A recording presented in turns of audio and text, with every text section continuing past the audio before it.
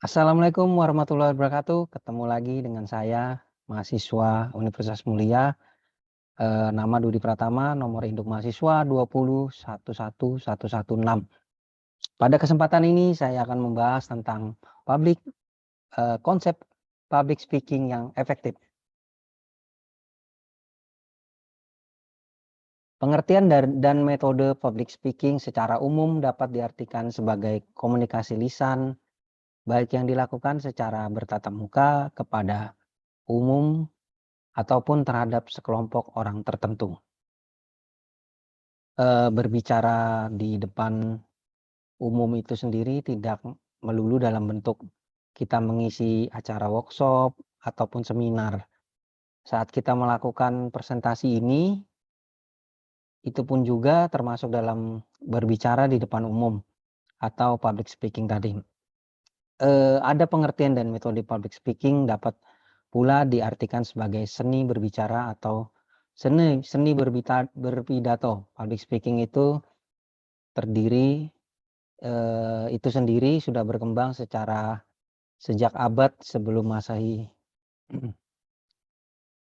Selanjutnya peran public speaking.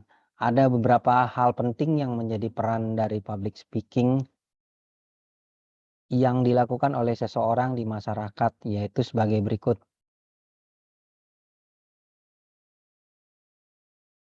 A. Dapat mengembangkan diri sebagai atau individu dari pribadinya. B. Mempengaruhi lingkungan sekitarnya atau bahkan lingkungan dunia. C. Untuk meningkatkan karir dan peluang kerja.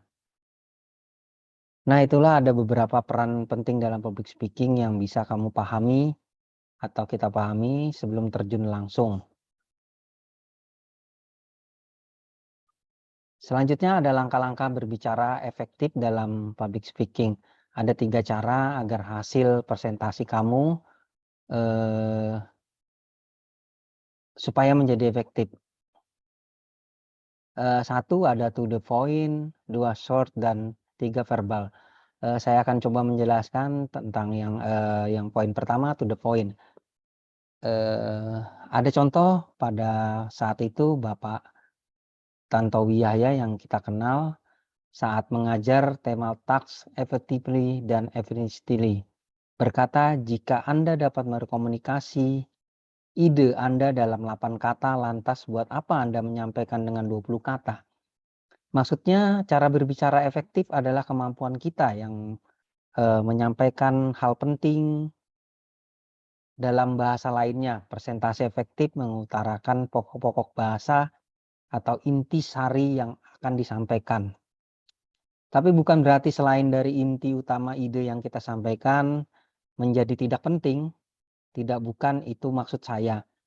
Yang perlu kita garis bawahi di sini, di luar tujuan utama presentasi, cukuplah ia sebagai penguasa saja. Tak ubah bumbu penyedap dalam makanan. Kebanyakan malah menjadi tidak enak. Jadi intinya di situ kita berbicara tentang yang pokok saja, singkat, jelas, padat. Untuk poin yang kedua ada short. Saya coba jelaskan setelah berbicara langsung ke tujuan atau to the point. Selanjutnya pastikan kita menyampaikan ide dengan singkat dan jelas. Yang sebelumnya tadi saya sampaikan apa yang intisari yang akan kita sampaikan itu.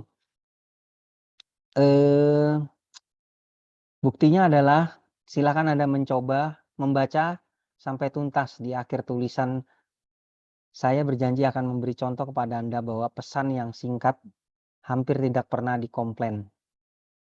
Selanjutnya ada verbal. Langkah ketiga ini barangkali menjadi ruh dari kedua langkah sebelumnya. Karena secara logika, pembicara yang langsung ke tujuan biasanya cenderung singkat kalimatnya. Kalimat yang singkat tercipta dari pilihan kata yang tepat. Jadi verbal di sini tak kalah kita mempersiapkan materi sebelum melakukan public speaking. Anda dan saya benar memastikan penadaan katanya tidak mubazir. Jadi berbicaranya itu tidak sia-sia, singkat, tapi tepat sasaran. Itu. Selanjutnya, vertical action yang dapat digunakan dalam public speaking. Ada beberapa jenis bahasa tubuh yang harus dipahami dan dilakukan oleh public speaking.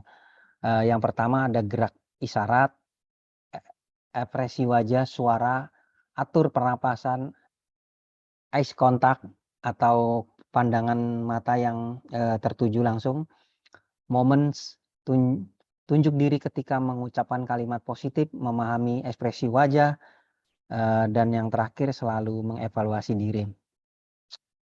Baik, saya akan coba menjelaskan tentang gerak dan isyarat.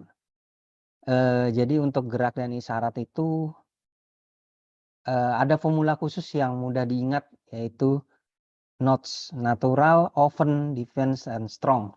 Pertama, seorang public speaking harus memulai dalam posisi netral dengan sikap sempurna, kedua tangan di samping badan. Hal ini akan membuat public speaking Anda lebih sempurna. Hal ini akan membuat public speaking selalu terbuka atau open dan siap secara alamiah untuk membuat gestur atau gerakan saat berbicara menggunakan kalimat tertentu untuk membuat kalimat tersebut lebih kuat maknanya atau strong. Oke, untuk yang kedua ada ekspresi wajah. Ekspresi wajah ini menggambarkan seseorang public speaking bisa melatih ekspresi wajah yang tepat dan memikat di depan cermin sambil mengucapkan kata-kata memandukan sebagai gerakan tangan atau gestur lainnya. Yang ketiga ada suara. Suara merupakan alat komunikasi yang paling verbal yang digunakan seseorang public speaking dengan menggunakan ekspresi vokal yang tepat dapat menemukan suara sejatinya. Ada aturan pernapasan, mengatur pernapasan tentunya. Lakukan eye contact secara rutin dan merata kepada seluruh hadirin. Jadi usahakan kita menatap pada saat kita berbicara, kita menatap audiens ya. Jadi kadang kan ada yang menunduk, itu kita usahakan untuk menatap. Momen itu, poin ke-6 momen itu kuasai tubuh saya atau tubuh Anda. Jangan terdiam pada satu titik saja. Lakukan beberapa gerakan seperti berjalan, mengitari panggung dan mendekati para audiens atau penonton. Tunjuk diri ketika mengucapkan kalimat positif. Menunjukkan diri sendiri secara halus ketika menyebut kalimat positif membuat suasana menjadi semakin mendukung. Memahami ekspresi wajah. Dalam public speaking, wajah merupakan hal yang sangat penting tentunya. Saat berkomunikasi, hal yang sangat diperhatikan adalah wajah. Jadi lucu bila misalkan itu kita public speaking menyampaikan hal yang lucu, tapi wajah kita cemberut. Jadi nggak sama gitu. Yang terakhir selalu mengevaluasi diri. Mengevaluasi diri saat sebelum melakukan public speaking sangatlah penting karena evaluasi merupakan bentuk pengulangan atas yang sudah dosa atau yang sudah kita lakukan dalam bentuk suatu perbaikan. Selanjutnya, teknik olah suara dapat memperhatikan untuk memaksimalkan performan publik. Jadi unsur-unsur teknik vokal itu ada pernapasan, artikulasi, intonasi, aksentuasi, presensing, power, infleksi, speed dan tempo, serta yang terpenting itu volume. Volume sangat mempengaruhi ya, kalau misalkan kita berbicara di depan publik itu terlalu suaranya mungkin mendayu-dayu, hanya datar saja. Mungkin audiens akan ngantuk atau apa ya, tidak menyentuh lah, seperti itu.